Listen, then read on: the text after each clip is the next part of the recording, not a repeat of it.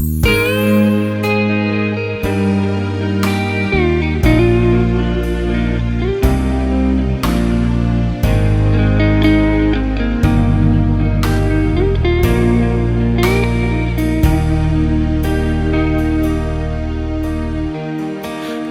vang cất sáng dinh đình ấy xin ba và chơi in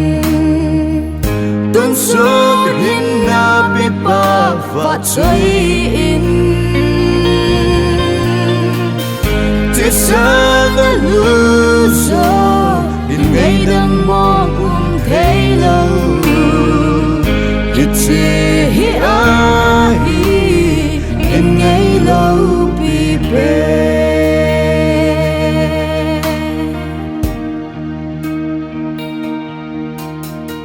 tháng tin gió nên muôn tin gió đã cao đốt in vật tung lung dâm đi lệ đắm na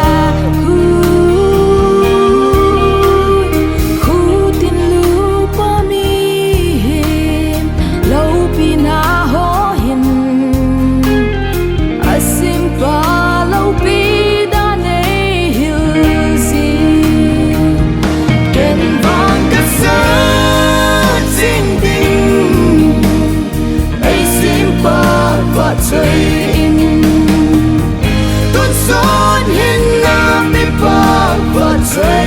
in chỉ sáng ở lưu gió những ngày đang mong thấy lâu hít gì ai những ngày lâu bị bể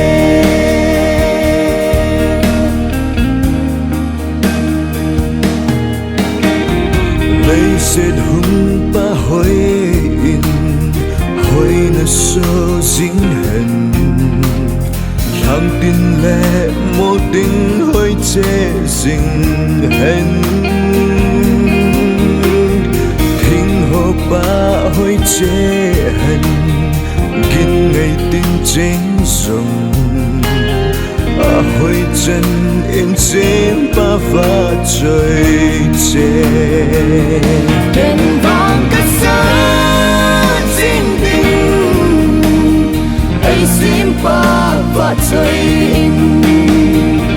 tuần son hiên nam đi ba và trời in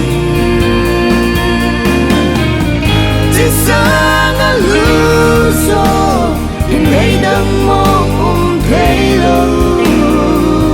hít gì ai những ngày lâu bị bể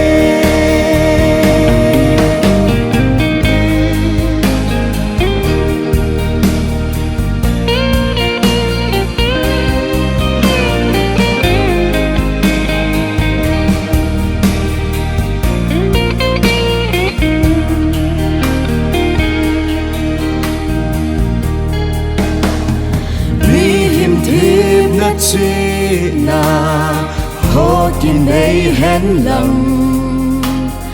và chơi na lê lâu bi na ho to nắng và chơi na đã thấy đi mà cả hạnh phúc nắng và chơi thấy hi cả đây bên